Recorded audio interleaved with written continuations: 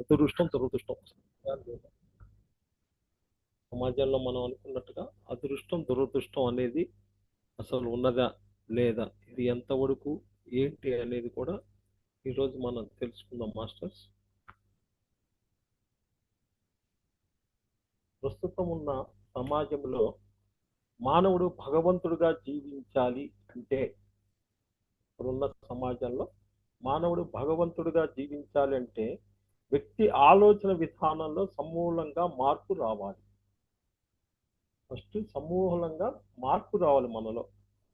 మనిషి తాను అనుకున్నది అనుకున్నట్లు జరిగితే అదృష్టం అని, లేకపోతే దురదృష్టం అని ఒక సామాన్య మానవుడిలా బతుకుతున్నాడు.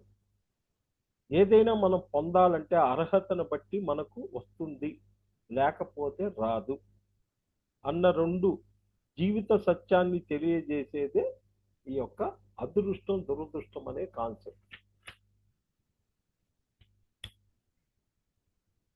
ఏంటి అదృష్టం దురదృష్టం? అసలు నిత్య జీవితంలో ప్రతిరోజు ఏదో ఒక సందర్భంలో మనం ఈ అదృష్టం మరియు దురదృష్టం అన్న పదాలు చాలా తప్పనిసరిగా వాడుతూ ఉంటాం.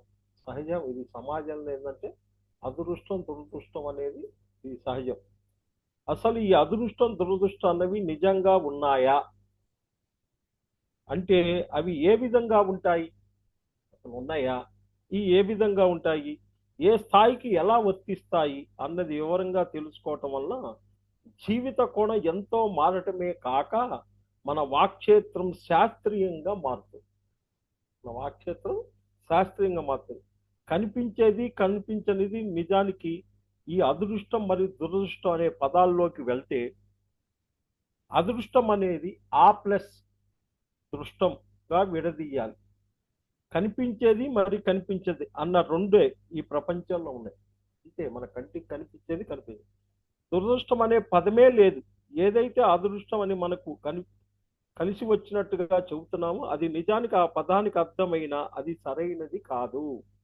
కనిపించేది మరి కనిపించదా అనే రెండు ఈ ప్రపంచంలో ఉన్నాయి. అదృష్టం అంటే కలిసి వచ్చింది, దురదృష్టం అంటే కలిసి రాలేదు అన్నటువంటి పదాలను వాడుక భాషలో తప్పుడుగా చలామణి అవుతున్నాయి. వ్యక్తి ఎప్పుడైతే భగవంతుడిగా బతకకుండా ఒక సామాన్య మానవుడిగా జీవచలంలాగా బతుకుతున్నాడు, అప్పుడు తనను తాను సంభావళించుకోవటానికి తయారు చేసుకున్నటువంటి కొత్త పదాలు ఇక్కడ సృష్టించుకున్నారు. ఈ పదాలు ఏంటి? అదృష్టం దురదృష్టం. దృష్ట మరి అదృష్టం, కనిపించేది మరి కనిపించింది అంటే ఏదైతే మన కంటికి క్రిస్టల్ క్లియర్ గా దీని నుంచి ఇది వచ్చింది అని తెలుస్తుందో అది మన కంటికి కనిపిస్తుంది. ఫలానా వస్తువు ఉంది, కంటికి కనిపిస్తుంది అని చెప్తా. అయితే ఏదైతే కనిపించదో అంటే దేనికి కనిపించదు? అది అసలు కనిపించింది దేనికి కనిపించదు? చర్మ చక్షువులు అంటే కళ్ళకు కనిపించకుండా దివ్య చక్షువుకు మాత్రమే కనిపిస్తుందో, అంటే అతీంద్ర స్థాయిలో ఉంటుందో దానిని కనిపించటం లేదు అంటాం. అంటే అది దివ్య నేత్రానికి సంబంధించి మాకు కనిపించటం లేదు అంటాం. అతీంద్ర స్థాయి అంటే ఇక్కడ గత జన్మలో ఉన్న కారణం కూడా మనం పేర్కొనవచ్చు. వర్తమానంలో జరిగే ప్రతి ఒక్క కార్యానికి కారణ సంబంధాలు ఉంటాయి. ఇది ఫస్ట్ పాయింట్. ఏదైనా కారణ సంబంధాలు ఉంటాయి అనేది మనకు అందరికీ తెలిసిన విషయమే. ఈ రోజు జరిగిన ఒక విషయము గత జన్మలో ఇంకొక రకంగా పరిగణించవచ్చు. ఇలా కార్యకారణ సంబంధాలతో కూడుకొని ఈ రోజు ఒక విషయం నుండి రేపటి నుండి ఎల్లుండికి ఇలా గొలుసులు నిరంతరంగా జరుగుతున్నటువంటి సంఘటనలు ఈ జన్మ పరంపరన ఏ రోజైతే మనం దివ్య నేత్రంతో చూడగల స్థితిలో వెళ్తామో అప్పుడు ఈ అదృష్టం దురదృష్టం యొక్క స్థితుల నుండి పూర్తిగా బయటపడ్డాడు. అసలు ఏంటి అనేది నువ్వు ఒక దివ్య నేత్రం కనుక ఓపెన్ చేసుకుంటే అప్పుడు తెలుస్తుంది. ఈ రోజు లాటరీలో, ఉదాహరణకి ఈ రోజు లాటరీలో 1,00,000 రూపాయలు వస్తే గత జన్మలో వాడంతా దరిద్రుడో, ఈరోజు 1,00,000 వచ్చింది, గత జన్మలో వాడంతా దరిద్రుడిగా జన్మలు తీసుకొని అవి చూసిన పిదప దీన్ని కూడా చూడాలని నిర్ణయించుకొని వచ్చిందే. గత జన్మలో దరిద్రుడిగా ఉన్నాడు, ఈ జన్మలో ఆ రకంగా డిజైన్ చేసుకొని వచ్చింది అన్న విషయము మనకు చాలా అవలీలంగా బోధపడుతుంది. అదేవిధంగా ఈరోజు ఒక కుష్టి వ్యాధితో చాలా దయనీయమైన స్థితిలో ఉన్న వ్యక్తిని చూసి మనం నిజానికి జాలి పడతాం. మనము జాలిపడతాం. కానీ ఒకసారి గత జన్మలోకి వెళ్తే అతను ఎన్ని మారణ హోమాలు లేదా ఎన్ని జంతువులు బలి చేసి ఉన్నాడో మనం చూస్తాం. ఈ బయటికి జాలి అనిపిస్తుంది. అదే నీవు గనక చూస్తే దివ్యనేత్రులతోటి ఎన్ని మారణ హోమాలు ఎన్ని జీవుల్ని చంపేశాడు. కాబట్టి అవగతం అన్నంత వరకు మనం అదృష్టం దురదృష్టం అని నిర్ణయించడం. ఎప్పుడైతే ఒకానొక వ్యక్తి కార్యకారణ సంబంధాలు పూర్తిగా మనం గమనించగలమో అప్పుడే ఆ వ్యక్తికి మంచి లేదా చెడు అనే దాన్ని చెప్పగలిగే స్థితిలో ఉంటాం. కాబట్టి కనిపించేది మరి కనిపించిందని రెండు ఈ ప్రపంచంలో ఉన్నాయి తప్ప అదృష్టం దురదృష్టం అనే పదాలు లేవు. అది వాడుక భాషలో ఊత పదం పెట్టారు కానీ కనిపించింది ఉంది కానీ అదృష్టం దురదృష్టాలు. ఏదైతే మనం వాడుక భాషలో అదృష్టం అంటున్నామో అంటే కనిపించనేది అని అర్థం చేసుకునేది. ఒక స్థాయికి మించి జరిగినప్పుడు అది మనకు అనుకూలంగా జరిగితే దాన్ని అదృష్టం అని, ప్రతికూలంగా జరిగితే దురదృష్టం అని అంటాం. నిజానికి అర్థం కాకుండా జరిగిన విషయము మంచిగా జరిగితే కనుక అది గతంలో చేసుకున్నటువంటి కార్య యొక్క ఫలితము. మంచి ఫలితమే కార్య యొక్క ఫలితం అని అతిగా పోకుండా, అలాగే ఏమి రానప్పుడు కృంగిపోకుండా సుఖ దుఃఖాల్లో కూడా స్థిరంగా ఉన్నటువంటి స్థితిని ఒక ధ్యాని యోగి మాత్రమే కలిగి ఉంటాడు.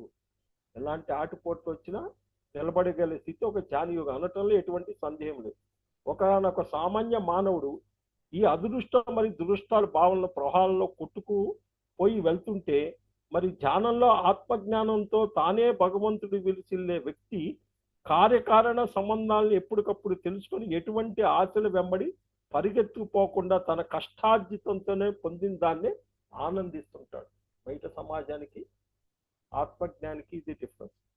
ఒక రిక్షా వాళ్ళ అనుభవం తీసుకున్నట్టయితే అతను రిక్షా తొక్కుతూ కారులో వెళ్తున్న వాళ్ళని చూసి అబ్బా వాళ్ళు ఎంత సుఖమో అని బాధపడుతూ ఉండేవాడు. అతనిని ఒకానొక సమయంలో ధ్యాన పరిచయం కలిగి ధ్యానంలో కూర్చున్నప్పుడు అతను తన గత జన్మలో కోటీశ్వరుడై ఉన్నాడు. రిక్షావాడు బయటికి పోతుంటే వాడు బ్రహ్మాండంగా జల్సా చేస్తున్నా అన్నాడు. వాడిని ధ్యానంలో కూర్చోబెట్టి వాడిని ధ్యానం చేయరా అంటే వాడు చేసినప్పుడు వాడు గత జన్మ చూసుకుంటే వాడు పెద్ద కోటీశ్వరుడు. తన సంపాదన పరంపరలో ఒత్తిడి వలన షుగరు, బీపీ, గ్యాస్ట్రిక్ ట్రము, నిద్రలేమి బాధతో ఎందుచేతనంటే ఈ డబ్బు సంపాదనలో దీన్ని కాపాడుకునే ప్రయత్నంలో అంశతూలికతలం మీద నిద్రించినప్పటికీ నిద్ర పట్టేది కాదు. ఉప్పు కారం తీపి తినటానికి లేదు, నూనె వంటకాలు తినటానికి అయ్యేది కాదు. ఎందుచేతంటే శరీరానికి సరైన వ్యాయామం లేదు. అతను మరణించిన తర్వాత తన మరుజన్మలో అన్నీ తినగలిగే అర్హత, పడుకోగానే నిద్ర పట్టాలి, శరీరానికి తగినంత వ్యాయామం ఉండాలి అనుకొని ఈ జన్మలో రిక్షావాడిగా పుట్టాడని తెలుసుకున్నాడు. ఇది ఇట్లా ఉండాలి తెలుసుకోవటం. అప్పుడు అతను ఎప్పుడు కూడా దురదృష్టం అని అనుకోలేదు, గత జన్మ కారణమే ఈ జన్మ అనుకున్నాడు. ఈరోజు మీరు ఇంకా ఒక ఉదాహరణ చూస్తాను. ఈరోజు ఎక్కడైనా గుడికాడ అయ్యా బాబు నహా పైసా దానం చెయ్యి అన్న వాళ్ళు కూడా గత జన్మలో కోటీశ్వర్లు. వాళ్ళంతా ఏ గుళ్ళకాడ కానీ ఎక్కడైనా సరే వాళ్ళందరూ కూడా గత జన్మలో కోటీశ్వర్లు. ఈ జన్మలో ఆ డిజైన్ చేసుకుని వచ్చారు. ఇలా శీతోష్ణ సుఖాలు దుఃఖాల్లో కూడా స్థితప్రజ్ఞత కలిగి ఉండటం అన్నది పొందాలంటే ముందు ఈ అదృష్టం దురదృష్టం అన్న పదాల నుంచి మనం బయటపడాలి. ఈ ఇట్లాంటి నుంచి బయటపడాలంటే అదృష్టాన్ని పడాలి. ఇది కేవలం దివ్యతచ్చు మాత్రమే సిద్ధిస్తుంది. కష్టే ఫలే అనేది ఎప్పటికీ ఉన్న ఏకైక ఆధ్యాత్మిక సూత్రం. కష్టే ఫలే ఏంటి ఇది? అత్యాశ. ఒక్కోసారి కొంతమందికి ఏదో కలిసి వస్తుంది, అది ఆస్తి అయినా కోట్లైనా అనే భ్రమలో అదే ఆలోచనలో జీవిస్తుంటారు. వీటి మూలంలోకి వెళ్ళి పరిశీలిస్తే అద్భుతకర ఆలోచన ధోరణి అనేది మంచిదే. కానీ అది 3 ట్యాబ్లెట్లు మనం చెప్పుకున్నాం. కష్టపడటం, తెలివితేటలు, ఆధ్యాత్మిక అనేది వస్తుంది అనే వసకం తెలియాలి. వ్యక్తిగతంగా మనం పడవలసిన ప్రాథమిక శ్రమ మీద కష్టాన్ని పూర్తి చేసిన తర్వాత మానవుడిగా బుద్ధిని ఉపయోగించి పనిని సులభతం చేసిన తర్వాత ఖచ్చితంగా అద్భుతక ధోరణిలోకి వెళ్ళగలటం. కానీ కొంతమంది మొదటి స్థాయిలోనే అసలు ప్రయాణించకుండా నేరుగా 3వ స్థితి ఆచరించి ఫలితాన్ని పొందుతాడు. అంటే కష్టపడడు, బుద్ధిగా వికసించడు, బుద్ధి జీవించుకోడు, డైరెక్ట్గా ఆధ్యాత్మిక స్థితిలోకి వెళ్తే అనుకుంటాడు. అది జరగదు కాదా, సరి కాదు. అత్యాశ ద్వారా ఉన్నదాన్ని పూర్తిగా పోగొట్టుకునే ఖాతాలో చేరిపోతాడు. అత్యాశ పేదవాడి కోసం మోసగించే నాటకం. వేసేవాడు ఎప్పుడూ సిద్ధంగా ఉంటాడు. వీళ్ళిద్దరి కలయికతోనే ఒకరి అదృష్టం మరొకరి దురదృష్టం సిద్ధిస్తుంది. నిజానికి ఇవి వాళ్ళ నిజమైన ఆధ్యాత్మికత అనేది తెలియక వాళ్ళ చేతులతో వ్రాసుకున్న తలవ్రాత, వాళ్ళకి తెలవక వాళ్ళ తలరాత విషయం చాలా ఆలస్యంగా వాళ్ళకు బోధపడుతుంది.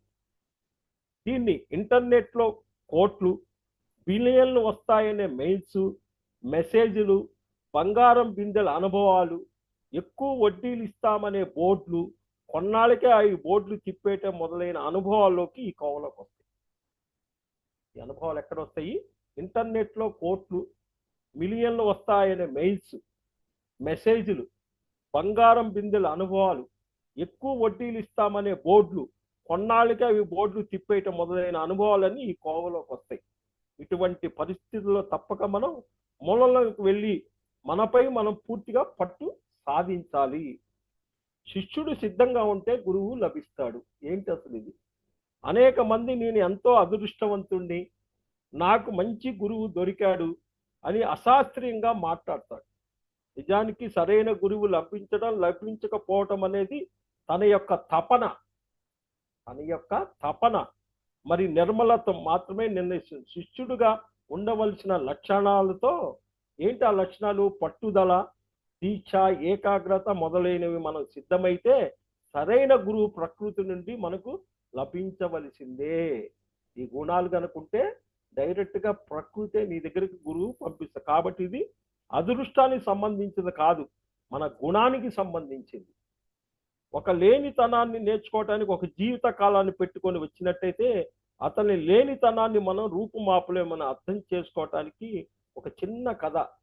ఏంట కథ? ఒక విష్ణు భక్తుడు ఉండేవాడు. అతను లేమితో రోజు రోజు అడుక్కుంటూ జీవించి గడిపేవాడు. అతని లేనితనాన్ని చూసి లక్ష్మీదేవి మనసు ద్రవించి విష్ణుమూర్తితో అంటుంది, అతనికి ధన సహాయం చేయవచ్చు కదా అని. విష్ణువుని అతనిని ఈ జన్మకి అర్హత లేదు అంటాడు విష్ణుమూర్తి. అయినా సరే లక్ష్మీదేవి వినకుండా అతనికి సహాయం చేస్తానంటూ భూలోకానికి వస్తుంది. రోజు అతను వెళ్ళి దారిలో ఏం చేస్తుంది? నగల మూటతో నిలబడి ఉంటుంది.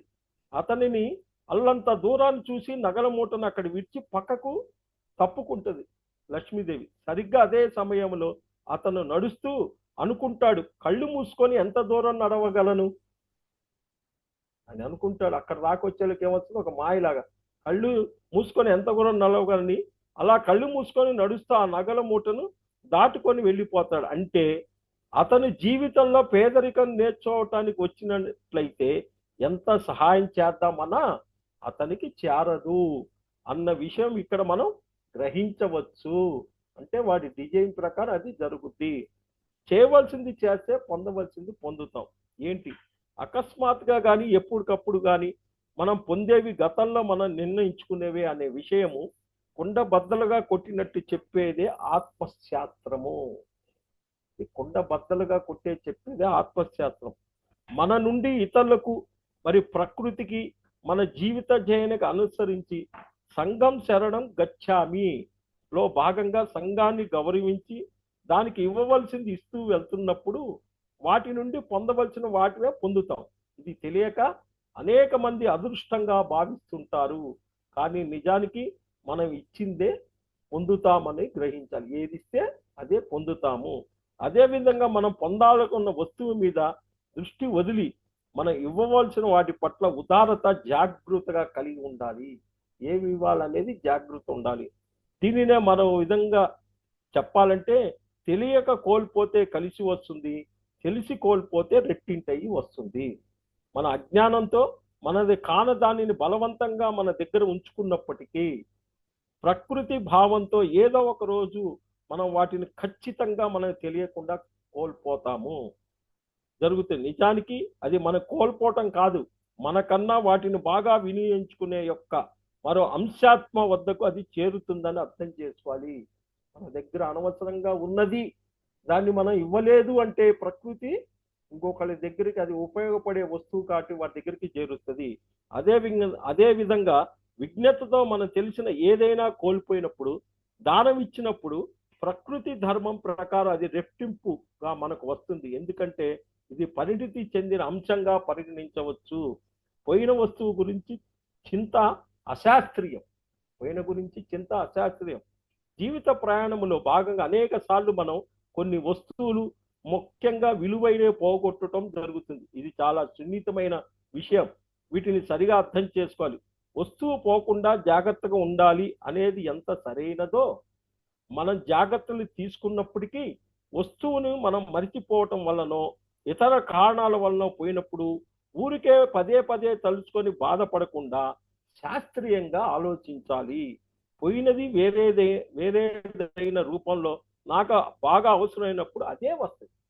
నాకు అవసరమైనప్పుడు ఆ వస్తువు నా దగ్గరకు అదే వస్తుంది అన్న స్థిర చిత్తంతో వాటిని దాటాలి. ఆ వస్తువు పొందిన వారికి అది చాలా అవసరం.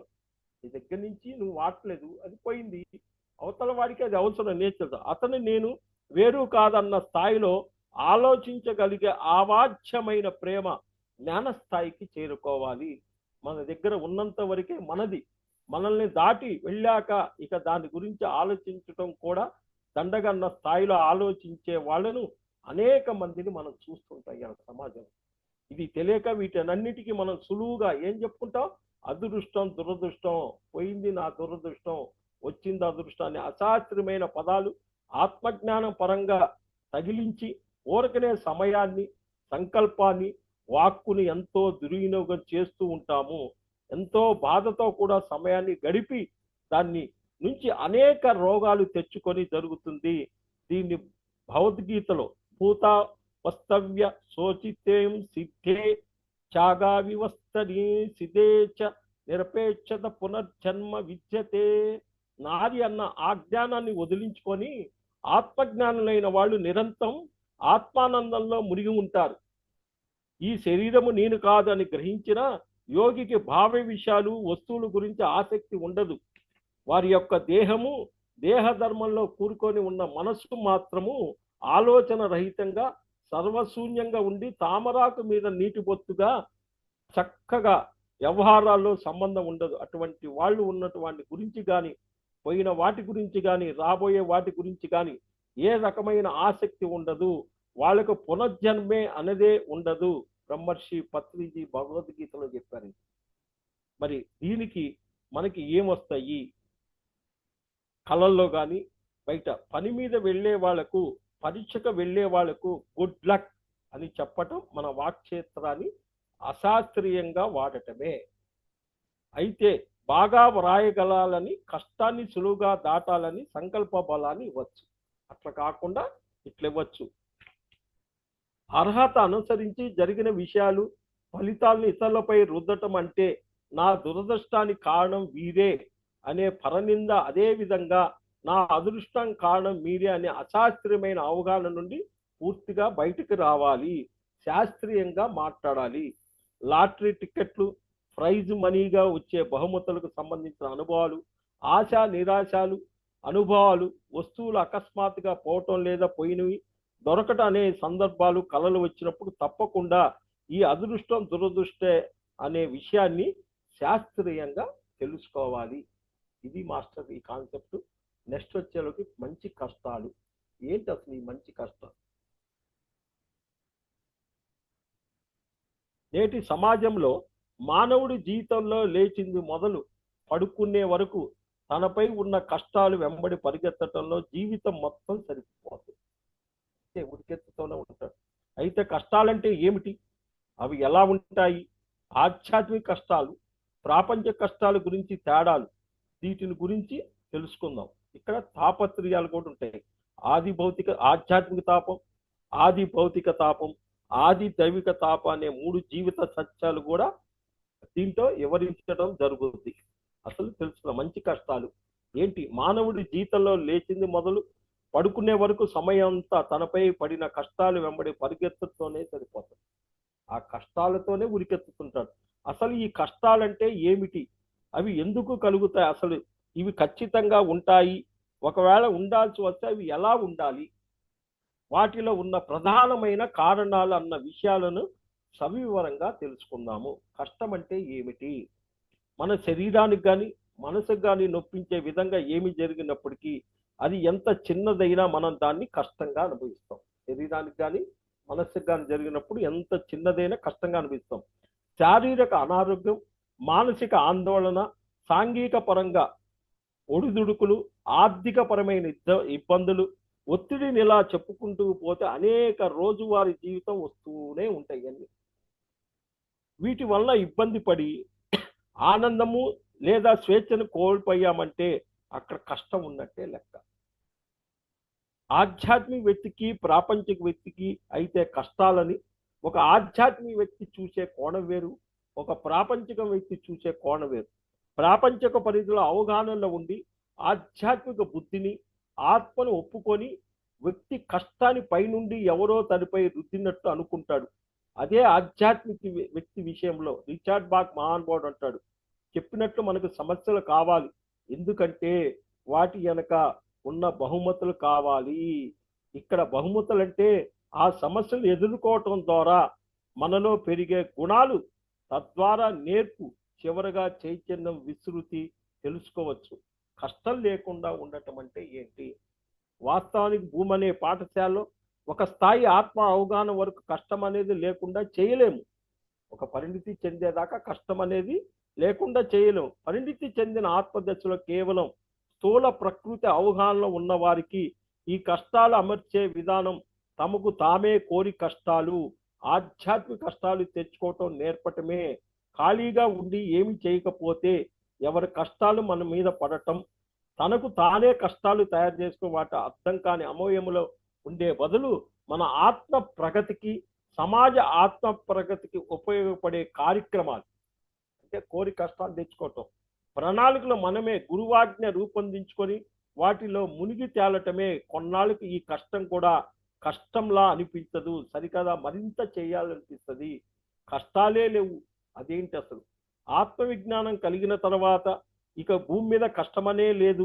కేవలం నేర్చుకోవటం, తెలుసుకోవటం అనే అనుభవాలు పొందమనేది ఉంది. కేవలం ఒక పోలిక వల్లనే మనం కష్టాలు పొందుతున్నాము. మూడో నేత్రం పరిపూర్ణత చేసుకున్న వారికి ఏ విషయము కష్టం అనిపించదు. అంతా ఒక లీల మాదిరిగా దానికదే ఒకదాని వెంబడి కార్యాకరణ సంబంధాల్లో ముడిపడి జరుగుతూ వెళ్తున్న విషయం ఎప్పటికప్పుడు వాళ్ళు అట్టానే గ్రహిస్తారు, ఒక లీలలాగా ఉంటారు. వెరసి ఈ భూమి అనే పాఠశాలలో కష్టాలే లేవన్న స్థాయికి వెళ్ళే అవకాశము తప్పక ఉంది. మనం చేయవలసిందల్లా మన యొక్క పూర్తి చైతన్య స్థాయికి మనం చేరుకోవటమే. ఏం చేయాలి? ధ్యాన, స్వాధ్యాయ, సజ్జన సాంగత్యాల ద్వారా మాత్రమే సాధ్యమవుతుంది. కష్టం అలారమే, అలారం మేలు. ఒక వ్యక్తి కైనా కష్టం లేదా చేదు అనుభవం ఇది మనకు మనం తయారు చేసుకున్న ఒక అలారం లేదా సూచిక మాత్రమే. మనతో మనం ఉండటం అంటే ఉన్నదానితో ఉన్న క్షణంలో ఆనందంగా జీవించే వాడికి జీవన్ముక్తి. ఏ కష్టం లేనిదే అయితే గతంలోను భవిష్యత్తులోను ఆనందాన్ని పెట్టి లాక్ చేసి జీవించే వారికి, మరి తమ యొక్క ఆనంద స్థితికి దూరంగా జరిగిపోతున్న వారికి, వ్యర్థమైన అశాస్త్రమైన పోలికలతో జీవించే వారికి తిరిగి తమ ఆనందాన్ని నిజస్థితికి గుర్తు చేయటంలో భాగంగా ఈ కష్టం అనే అలారం వస్తుంది. వాళ్ళకి గుర్తు చేయటానికి కష్టమైన అనారోగ్యంగా ఆర్థిక ఇబ్బందులు, అపప్రతిష్టలు ఈ భూమి అనే పాఠశాలలో ఏర్పాటు చేయబడ్డాయి. ఇది మనకు విధించుకున్నదే. దానివల్ల మనకు చివరికి మేలే తప్ప కీడు అనేది లేనిదని గ్రహించాలి. కష్టం టెక్నాలజీ ఏంటి అసలు? నేను ఆత్మని, శరీరం కాదనే విషయాన్ని అర్థం చేసుకోవాలి. అనుభవిక జ్ఞానంతో తెలుసుకున్న వారికి, అది తెలుసుకున్న వారికి కష్టం అనేదే కనిపించదు. ఎందుకంటే మనలో ఉన్నది శుద్ధ చైతన్యము. మన ఎప్పటికప్పుడు అజ్ఞానం వల్ల పనికిరాని భావావేశాలతోనే, క్రోధము, అహంకారంతో కప్పి ఉండటం వల్ల వాస్తవాన్ని గ్రహించలేక మన మాటలు, చూపులు, చర్యలు అజ్ఞానయుతంగా జరుపుతాము. ఇవి తిరిగి ఏం చేస్తాయి? మరిన్ని కష్టాలుగా తయారైతవి. కాబట్టి శుద్ధ చైతన్యంపై ఉన్న అజ్ఞానపు చర్య లేదా ముసుగులే కష్టాలు కారణం. నిరంతరం ధ్యానం అనే ముసుగులు ఇట్టే కడిగి వేస్తుంది. ఇక అప్పుడు కష్టమనే లేదు. ఏంటి తర్వాత తాపత్రయాలు? ఈ తాపత్రయాలు జీవితంలో ఎదురయ్యేటువంటి అనేక శారీరక, మానసిక, సాంఘిక తలాల్లో అన్ని సమస్యలు ప్రధానంగా ఈ 3 రకాల దుఃఖాలుగా విభజించవచ్చు. దీనినే తాపత్రయం అని వాడక భాషలో చాలా మంది అర్థం తెలియకుండానే వాడుతుంటారు. వాడు తెగ తాపత్రయ పడుతున్నారా అని, ఎందుకు అలా తప్పించిపోతున్నాడు అంటారు. ఇక్కడ తప్పించిపోవటము, తాపము అంటే కష్టమని అర్థం. తాపత్రయము అంటే తాపము ప్లస్ త్రయం, 3 రకాల కష్టాలని అర్థం. కాబట్టి తాపత్రయం అన్న పదములో ఉన్నటువంటి 3 రకాల కష్టాల గురించి మనం ఇప్పుడు వివరంగా తెలుసుకుందాం. ఫస్ట్ ఆధ్యాత్మిక తాపము ఏంటిది? ఈ 3 రకాల కష్టాలు. మొట్టమొదటి ఆధ్యాత్మిక తాపే. నిజానికి ఇది 90% విషయాల్లో ఉంటది. అంటే ప్రతి వ్యక్తికి కూడా నేను ఆత్మ పదార్థము, దేహ పదార్థము కాదు అన్నటువంటి మూల ఆధ్యాత్మిక సిద్ధాంతాన్ని తెలుసుకోవటంలో తాను ఆత్మ పదార్థం అని తెలియనప్పుడు సహజంగా మరణం అన్నటువంటి ఒక ఆధ్యాత్మిక ప్రక్రియను శాస్త్రీయంగా అర్థం చేసుకోవటం విఫలమై బాధపడుతుంది చేస్తుంది. బయట సమాజం అంతా ఇట్లా బాధపడుతుంటారు. ఇలా అనేక అశాస్త్రీయమైన సంఘటనలు ఇరుక్కొని ఎంతో బాధకు గురి కావడం జరుగుతుంది. కాబట్టి మరణాన్ని అర్థం చేసుకోవాలంటే ప్రధానంగా నేను అంటే దేహ పదార్థం కాదు, ఆత్మ పదార్థాన్ని విషయం తెలుసుకోవాలి. ఇలా మరణాన్ని అర్థం చేసుకోవటంతో పాటు వ్యక్తి యొక్క పూర్తి పరిణామం తెలుసుకోకపోవటం వల్ల వచ్చే కష్టాలు కూడా ప్రధానంగా ఆధ్యాత్మిక కష్టాలుగా భావించాలి. పుడుతూనే తాను భగవంతుడని, తర్వాత భగవంతుడుగానే జీవించేంత శక్తి తనలో ఉందన్న విషయం తెలియకపోవటం వల్లే వచ్చే కష్టాలని ఆధ్యాత్మిక కష్టాలుగా పేర్కొంటాం. వీటిని దాటాలంటే ఒక వ్యక్తి శాకాహారం పాటిస్తూ ధ్యానం చేస్తూ తన 3వ నేత్రాన్ని ఉపయోగించుకునే స్థాయికి ఎప్పుడైతే ఎదుగుతల్లుతాడో అప్పుడు అతడు అనేక విషయాలలో పూర్తిగా జ్ఞానాన్ని కలిగి ఎటువంటి నిరోధత భావము, సంకుచిత భావం, అహంకారతమైన జీవితం వల్ల కలిగే అనేక రకాలైన బాధల నుండి పూర్తిగా బయటకు రాగలుగుతాడు. 3వ నేత్రం ద్వారా ఎప్పటికప్పుడు మన యొక్క ఆధ్యాత్మిక ప్రగతిని, జీవిత ధ్యేయాన్ని నిరంతరం తెలుసుకుంటూ తనైన దారిలో సాఫీగా వెళ్ళిపోవటం జరుగుతుంది. ఎప్పుడైతే జీవిత జయం సరిగా తెలియదో మనం మాట్లాడే ప్రతి ఒక్క మాట, చేసే ప్రతి ఒక్క చర్య, తీసుకునే ప్రతి పని సరైన దారిలో వెళ్ళకపోవటం వల్లనే వచ్చే కష్టాలన్నీ కూడా ఆధ్యాత్మిక తాపంగానే తెలుసుకోవాలి. ఇలా నేను ఆత్మ పదార్థం అన్న అవగాహన మరి తనలో నివిడీకృతమైనటువంటి అప్రీతమైనటువంటి భగవత్ చైత్యాన్ని పూర్తిగా తెలుసుకోకపోవటం వలన తనకున్నటువంటి సంకల్ప శక్తిని, వాక్ పటిమను తెలుసుకోలేక నిరుపయోగంగా వదిలేసినప్పుడు ఆధ్యాత్మిక తాపానికి గురవుతాం. ఆత్మజ్ఞానాన్ని సంపాదించడమే ఈ ఆధ్యాత్మిక తాపం నుండి బయటపడటానికి సరైన విధానం. ఆత్మజ్ఞానం ధ్యానం ద్వారానే సిద్ధిస్తుంది. ధ్యానం ద్వారానే జ్ఞానం వల్లనే ముక్తి అన్నటువంటి ఒక అద్భుతమైన సత్యాన్ని ఈ ఆధ్యాత్మిక తాపాన్ని సరైన సమాధానంగా తెలుసుకోవచ్చు. అదేవిధంగా సర్వజీవులను చంపి తిని ఆ మాంసాహారంతో ఎంతో చెడు కర్మ లోను కావటం జరుగుతుంది. దాని ఫలితంగా భూతదయ కలిగి ఉండటం అనేది ఎప్పుడు వస్తుంది అంటే తాను సర్వతా వ్యాపించి ఉన్నాను అన్న జీవుల్లో కూడా నేనే ఉన్నాను అన్న ఒక ప్రాథమిక మౌలిక అవగాహన లేకపోవటం వల్ల, ఈ విశ్వప్రేమ లేకపోవటం వల్ల వ్యక్తి మాంసాహారిగా ఉండి ఒక రాక్షసులాగా ప్రవర్తించి చెడు కర్మను కూడగట్టుకోవటం జరుగుతుంది. తద్వారా వచ్చేటువంటి చెడు కర్మ ఫలితంగానే అనేక రకాలైనటువంటి రోగాలను ఈ శరీరంపై నిలవమై ఆ బాధనంతా ఆధ్యాత్మిక తాపంలో రూపంలో అనుభవించవలసి వస్తుంది. వెరసి ఆత్మజ్ఞానాన్ని సంపాదించడానికి ఏ రోజైతే వ్యక్తి శ్రీకారం చుట్టి ఆధ్యాత్మిక మార్గంలోకి వచ్చి తనదైన శైలిలో గుణప్రధానంగాను అటు పరిణాత్మకంగా పనిచేయటం ప్రారంభిస్తాడో వాడికి 90% ఆధ్యాత్మిక కష్టాల నుండి బయటపడవచ్చు. కానీ ఇంకొకటి ఉంది, ఆది భౌతిక తాపం. ఈ భౌతిక శరీరంలో మనం ఉండటం వల్ల కలిగేటువంటి కష్టాలను అది ఆది భౌతిక తాపంగా పేర్కొనవచ్చు. నిజానికి ఇది 9%. ఇందా చెప్పింది 90, ఇది 9% మాత్రమే. ఆధ్యాత్మిక తాపం 90 అయితే ఆది భౌతిక తాపం 9%. ఆధ్యాత్మిక జీవిత విధానంలో మధ్య మార్గంలో వెళ్తున్నప్పుడు మనకు వచ్చే అనేక రకాలైన గైడెన్స్ లేదా ఆత్మ ప్రబోధాలను స్వీకరించి ఎవరికి వారే మన జీవితంలో మార్పు చేర్పులు చేసుకుంటూ ముందుకు వెళ్ళాలి.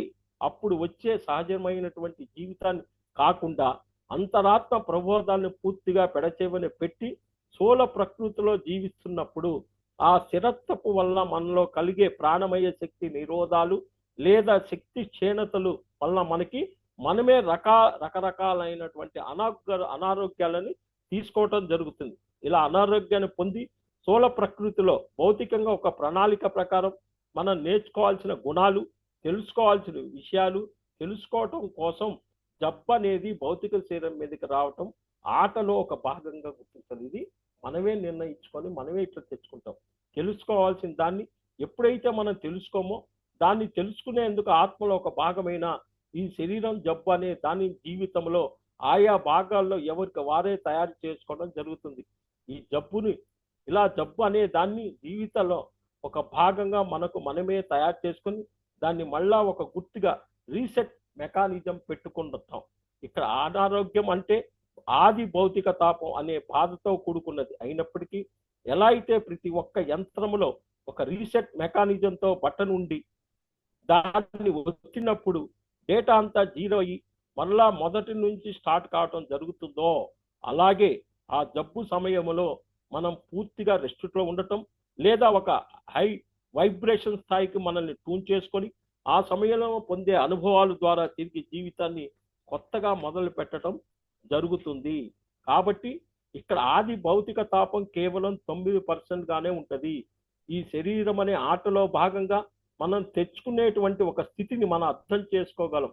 అందుకే అంటాం లంకణం పరమౌషధం అని.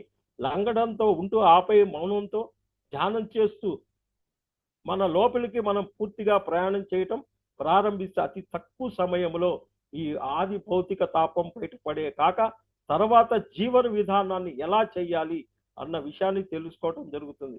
కాబట్టి ఆది భౌతిక తాపం అనేది భౌతిక శరీరం అనే ఒక ఆటలో భాగంగా మనమే ఏర్పాటు చేసుకున్నట్టు ఒక ట్రాప్గా అర్థం చేసుకోవాలి. అలా వచ్చేవే కొన్ని అనారోగ్యాలు. ప్రస్తుతం ఉన్న సమాజంలో అటు పరిణితి చెందిన ఆత్మస్థాయి వాళ్ళు, పరిణితి చెందని ఆత్మస్థాయిలో వారు కలిసి ఉండటం వల్ల మనం తలపెట్టే ప్రతి కార్యక్రమంలో అది ఒకంత క్రిందకి లేదా పైకి జరిగే వీలుంది. ఇలా పైన ఉండే గురువు ఒత్తిడి, క్రింద ఉండే శిష్యుడు లేదా తక్కువ చైతన్య స్థాయి వారికి హాజరు కావటం వల్ల కొంత ముసుగులో పెనుగులాట ఉంటుంది. కాబట్టి ఇలా పైన మరి కింద స్థాయిలో ఉన్న వారితో జరిగే సవరణలు ఫలితమే ఆది భౌతిక తాపంగా అర్థం చేసుకోవచ్చు. ఒక్కోసారి ఉంటుంది పూర్తిగా షుగర్ తగ్గుద్ది బాగా, ఇది నాకు మంచి అనుభవం. ఒక్కోసారి టక చీపిస్తుంది, హెచ్చు తగ్గులు చూపిస్తాయి.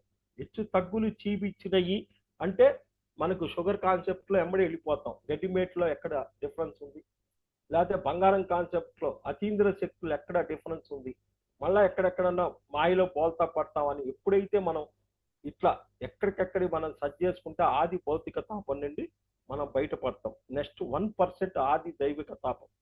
మూడవది ఆది దైవిక తాపం అంటే ప్రకృతి వైపరీత్యాల వల్ల, అంటే సునామీలు, భూకంపాలు, అగ్నిపర్వతం బద్దలు కావటం, విపరీతమైన వరదలు రావటం వంటి అనేక రకమైనటువంటి నుండి వచ్చే పెద్ద ఉపద్రవాలు మనం అర్థం చేసుకోవాలి. అది ఆది దైవిక తాపం 1% మాత్రమే. ఈ ఆది దైవిక తాపం అనేది ప్రకృతి ఒక పెద్ద ప్రాంతాన్ని లేదా ఒక సముద్రాన్ని తిరిగి సహజ స్థితిలోకి తీసుకురావడానికి ఏర్పాటు చేయబడ్డాయి. ఒక సంఘటనగా పేర్కొనాలి.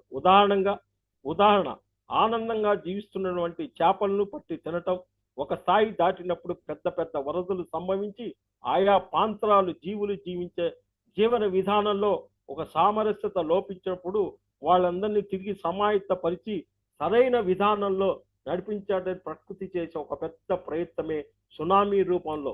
ఇది ఆది దైవిక తాపంగా అర్థం చేసుకోవాలి. ఆధ్యాత్మికంగా తనతో తాను ఉంటూ సమాజంలో ఉంటూ పూర్తి సామరస్యం జీవించే అత్యున్నతమైనటువంటి ఆధ్యాత్మిక ఎప్పుడు కూడా ఈ ఆది దైవిక తాపం హాని చేయదు. అటువంటి ఏదైనా జరిగినప్పుడు ముందుగానే వారికి తెలుసో తెలియకో ఆ ప్రాంతం నుండో లేదో ఆ విషయాన్ని నుండి దూరంగా జరగటం సహజంగా జరుగుద్ది. ఇక్కడ సహజంగా ఉంటే దుష్టులకు దూరంగా ఉండండి అన్నవంటి సామెతను మనం అర్థం చేసుకొని మన వ్యవహార శైలి నడపాలి. ఎప్పుడైతే వ్యక్తులు పూర్తిగా ఆధ్యాత్మికతను వీడి తన యొక్క స్వేచ్ఛతో ఫ్రీ విల్ అధోగతిలోకి వెళ్ళిపోతూ ఉంటాడో అలాంటప్పుడు వారిని జీవితంలో ఆహ్వానించడానికి మన ద్వారాన్ని తెరిచి ఉంచి దూరంగా వెలగటమే అక్కడ సరైన చేరవద్దన్న విషయాన్ని మనం ఇక్కడ అర్థం చేసుకోవాలి. కాబట్టి ఆది దైవిక తాపం అనేది ప్రాంతానికి లేదా సమూహానికి సామరస్య ఏర్పాటు చేయటంలో భాగంగా ప్రకృతి తీసుకునేటువంటి ఒక చర్యగా మనం అర్థం చేసుకోవాలి. ఆ ఒక్కసారి ఆది దైవిక తాపం నుండి బయటపడడానికి మన వంతు కర్తవ్యాన్ని నిర్వహించి దుష్టులకు దూరంగా ఉండటం అన్న గొప్ప సత్యాన్ని అర్థం చేసుకోవటంలో భాగంగా ఇది దైవిక తాపాన్ని మనం చెప్పొచ్చు. కాబట్టి ఆధ్యాత్మిక తాపము, ఆది భౌతిక తాపము, ఆది దైవిక తాపం ఈ మూడు అంశాలు ముఖ్యమైనవి. ఇవి క్లుప్తంగా ఆత్మజ్ఞానం తెలుసుకోవడం ద్వారా ఆధ్యాత్మిక తాపం నుండి రీసెట్ మెకానిజం లేదా భౌతిక శరీరంలో వచ్చే ప్రతి ఒక్క సమస్య వెనక ఉండే స్థిరత్వం అర్థం చేసుకొని ఆ సమయంలో చేసే సాధన ద్వారా ఆది భౌతిక తాపం నుండి బయటపడటం. అదేవిధంగా మన వంతు కర్తవ్యం పూర్తయిన తర్వాత ఎవరైనా వ్యక్తి తన విలువలను కోల్పోయిన సమయంలో వారి కొద్దిపాటి దూరాన్ని లేదా మిత్రభేదాన్ని అమలు చేయటం మన కర్తవ్యం అర్థం చేసుకొని మనగలటం ద్వారా ఇది ఆది దైవిక తాపం నుండి బయటపడతాము. అసలు ఏంటి ఆది భౌతిక తాపము, ఆది దైవిక తాపం? ఇప్పుడు మీరు అన్ని చూశారు. మొన్న కేరళలో జరిగింది, మొన్న విజయవాడలో జరిగింది, ఇప్పుడు మొన్న చైనాలో 30 లక్షల మంది ఇదిపోయారు. ఎందుకు అనంటే మరి మనం ఇంత ధ్యాన ప్రచారం చేస్తూ ఇన్ని లక్షల రూపాయలు పెట్టి శాకాహార ర్యాలీ ఒక గురువు సంకల్పంతో చేస్తే మరి ప్రకృతి దాని చేతిలో తీసుకోదా? ఎక్కడన్నా ఎవడన్నా విన్నాడా? పెడచెవును పెట్టి చేస్తే ఇప్పుడు అలాంటి వాళ్ళకి మళ్ళా ఈ ధ్యానము ఈ సమూహం వాళ్ళే పోయి వాడికి బియ్యము ఉప్పు పప్పు ఇస్తే ఇంకా ప్రకృతి ఏం చేయాలి? మీరు చేసిన తిండి నాకు చాలేదు. కరోనా టైంలో కూడా బాలకృష్ణ గారు థర్డే మాస్టర్ల ద్వారా ఛాలెంజ్ చేశారు. అప్పుడు ఎందుకమ్మా అంటే మీ ధ్యానము మేము ధ్యానం చేశాం కదా, మేము ర్యాలీలు చేశాం కదా అంటే మీ తిండి నాకు సరిపోలేదు. ఇదే అంది, మీ తిండి నాకు సరిపోలేదు అంది. ఎట్లమ్మా, శాకాహారం కన్నా వదిలిపెట్టండి అని అంటే అది మళ్ళీ థర్డే మాస్టర్ వాళ్ళు ఎట్లున్నారంటే ఓ ధీమాగా ఉన్నారంట, ఏం చేస్తుందిలే. మరి ఇట్లుంటే ఏం చేయాలి? ఇప్పుడు చూడు, ఒక్కొక్క ర్యాలీ 30 లక్షలు 40 లక్షలు పెట్టేసి మళ్ళీ అదే పులిహార దద్దోజనాలు అన్నీ పోయి ఇచ్చొస్తున్నారు. మరి ప్రకృతి ఏం చేయాలి? మీరు చెయ్యండి, మీరు చేసి వాళ్ళు ఒక మంచి మార్గంలో తీసుకురావటానికి చేసింది. దీన్ని ఆది భౌతిక తాపంగా మనం ఇచ్చేస్తాము. దీన్ని ముఖ్యంగా ఏది కళల్లో కానీ కో ఇండికేషన్స్, భూమి అనే పాఠశాల నిర్మాణాన్ని బట్టి నాకు ఎప్పుడు కష్టాలే ఉన్నాయి అనుకోవడం సరికాదు. అలాగే నాకు ఎప్పుడు కష్టాలు లేవు అనుకోవడం సరికాదు. కష్టాలు ఉన్నాయి కానీ అవి నేను తెలుసుకునే ప్రయత్నంలో వచ్చాయని సారాంశం అర్థం చేసుకోవాలి. ఈ కష్టాలు కళల్లోనూ నిత్య జీవితంలో చీమలతో అనుభవాలు, సైకిల్ అనుభవాలు, మెట్లెక్కటం రోజువారీ కూలి అనుభవాలు, మూలాధార స్వాదిష్టార చక్రాల్లో కొంతవరకు మణిపూర ప్రధానం కష్టపడదని కూడా నేర్చుకోవాలి. ప్రకృతి వైపరీత్యాలు సంబంధించిన అనుభవాల్లో మనలో విశ్వమాన ప్రేమ, ప్రకృతి పట్ల సమాజం పట్ల తెలియజేసే వాటిని నెరవేర్చే దిశలో మన స్థాన చలాన్ని, అంటే భౌతికంగా మనం ఉండి ఇల్లు ప్రదేశం ఆధ్యాత్మిక స్థాయి మార్పును కూడా గ్రహించి మార్పు చేసే దిశగా తప్పక ప్రయత్నించాలి. అవసరమైతే మార్పుకి అక్కడి నుంచి మనం తప్పించేస్తాం. గురువులు పైకి శిష్యులు కిందకి లాగటం, అదేవిధంగా అరుగుదల సంబంధించినవి, చెప్పులు, ఉపరితలాలు మొదలైన అనుభవాలు ఇది ఆది భౌతికతానికి సంబంధించిన అర్థం చేసుకోం. మరణం అవగాహన మూడో నేత్రం పరిపూర్ణత, ఇతర పరిధులు జ్ఞానం మొదలైనవన్నీ కూడా ఈ భూమి అనే పాఠశాలలో ఆనందంగా జీవించటానికి కనీస అవగాహన గురించి పొందటం ద్వారా ఆధ్యాత్మిక కష్టాలన్నీ అవలీలంగా దాటగలం. ఇంకొకటి స్వీయ ఆత్మ ప్రగతికి, సమాజ ఆత్మ ప్రగతి ఉపయోగపడే కార్యక్రమాలు, ప్రయత్నాలు, ప్రణాళికలు మంచి కష్టాలుగా కేవలం ప్రాపంచిక పరిధిలో భౌతిక సుఖాల కోసం చేసే ప్రయత్నాలు చెడ్డ కష్టాలుగా పరిగణించాలి. చెడ్డ కష్ట ఫలిస్తాయి కానీ వాటిని సుఖము ఆనందం ఉండవు. మంచి కష్టాలు తప్పక సచ్చితానందం, శాశ్వతం అనే నిజమైన ఆనందం పొందుతాం. కష్టం గురించి ఒక ఎత్తు అయితే దానికి సాహసం జోడించేది రెండోదిగా గుర్తించాలి. ఆత్మవిశ్వాసం, ఆత్మస్థైర్యం ఉండి సాహసం చేసినప్పుడే కష్టాలను అవలీలంగా అధిగమించగలం. ఒకనొక సమయంలో మనమే నిర్ణయం తీసుకొని ఏది పైనుండి ఊడిపడదు. కానీ కష్టాలు మన మీదే ఊరకనే పడుతున్నట్టు అనిపించినప్పుడు దాని పరిష్కారము మంచి కష్టాలు కోరి తెచ్చుకోవాలి. ఏంటి మంచి కష్టాలు? ధ్యానం చేయటం మంచి కష్టం, పుస్తకాలు చదవటం మంచి కష్టం, పాంప్లెట్ పంచటం మంచి కష్టం, క్లాస్ పోయి చెప్పటం మంచి కష్టము. ఆ ఇవన్నీ కష్టాలు. పత్రిసారి చెబుతాడు కరోనా ఎందుకు వచ్చింది అంటే సుబ్రహ్మణ్యేశ్వర స్వామి లాగా కుమారస్వామి లాగా ఉరికెత్తుతున్నారా, ఆ ఉరికెత్తేది పోయి వినాయకుడిలాగా మనం కూర్చొనే రోజులు వచ్చి మన కోసం జూమ్ వచ్చిందిరా అని చెప్పేవాళ్ళు. మరి ఇవన్నీ కూడా మనం తెలుసుకుంటూ ఈ రకంగా మనం ముందుకెళ్తుంటే మనం తెలుసుకొని సత్యాన్ని మనం జ్ఞానాన్ని తెలుసుకొని 10 మంది చెప్పే స్థితిలో మనం వెళ్ళాలి. ఈ జీవితంలో ఒక బొగ్గులాగా జీవితం కాకుండా ఈ జీవితంలో ఈ సత్యాన్ని తెలుసుకొని ఈ జ్ఞానాన్ని తెలుసుకొని నేను 10 మందికి పంచుతాను అనే ఒక ఆత్మస్థైర్యం మనం కనుక ఉన్నప్పుడు ఏ కష్టం కూడా మన దగ్గరికి రాదు. Thank you, thank you, thank you.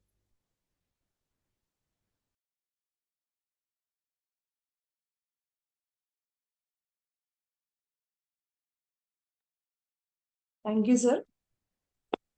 Friends, మరి ఈరోజు అదృష్టం దురదృష్టం, మంచి చేసుకుంటే అదృష్టం, చెడు చేసుకుంటే దురదృష్టం. మన పత్రి సారు సింపుల్ గా మనకు అన్ని కూడా ఎన్నో ఆధ్యాత్మిక ఆ ఆ, ఆ యొక్క సారాంశాన్ని సింపుల్ వర్డ్స్ లో చెప్పేస్తారు మన సార్ పత్రి సార్. అందులో దిట్ట. అంత అలా చెప్పిన గురువు నేను ఎక్కడా చూడలేదు. అంత గొప్ప గురువు మన పత్రిజీ. మరి మంచి చేసుకుంటే మంచి, చెడు చేసుకుంటే చెడు. మన మన పాపాలే రోగాలు, మన పుణ్యాలే భోగాలు అని ఒకానొక సామాన్య రీతిలో సామాన్యానికి అర్థమయ్యేటువంటి రీతిలో అందించినటువంటి గొప్ప గురువు మన పత్రిజీ. మరి అలాగే ఈరోజు మన జూమ్ సెషన్ లో అదృష్టము దురదృష్టము గురించి, అలాగే తాపత్రయాలు గురించి, వీటన్నింటి నుంచి కూడా మనము ఎప్పుడైతే ఎలాంటి తాపత్రయాలు ఉన్నప్పటికీ కూడా మనము చేయగలిగింది ఏంటి అంటే ధ్యానము, స్వాధ్యాయము, సజ్జన సాంగత్యం. మై డియర్ ఫ్రెండ్స్, మరి ఆ ఏ విధమైనటువంటి తాపత్రయం ఉన్నా కూడా అవన్నీ కూడా కేవలము మన యొక్క అజ్ఞానమే, అన్న విషయాన్ని మనము తెలుసుకుని ప్రతిదాన్ని అంగీకరిస్తూ ప్రతి దానిలోనూ కూడా పాజిటివ్ దృక్పథంతో ఉంటూ మరి ప్రతిరోజు ధ్యానము, స్వాధ్యాయము, సజ్జన సాంగత్యము చేస్తే ఎలాంటి తాపత్రయాల నుంచైనా అందరం బయటపడతాం. మరి ఈరోజు ఇంతటి జ్ఞానాన్ని అందించినటువంటి రామాంజనేయులు సార్కి మరొకసారి మన కారుణ్య సమూహం నుంచి కృతజ్ఞత తెలుపుకుంటూ thank you sir. Thank you madam.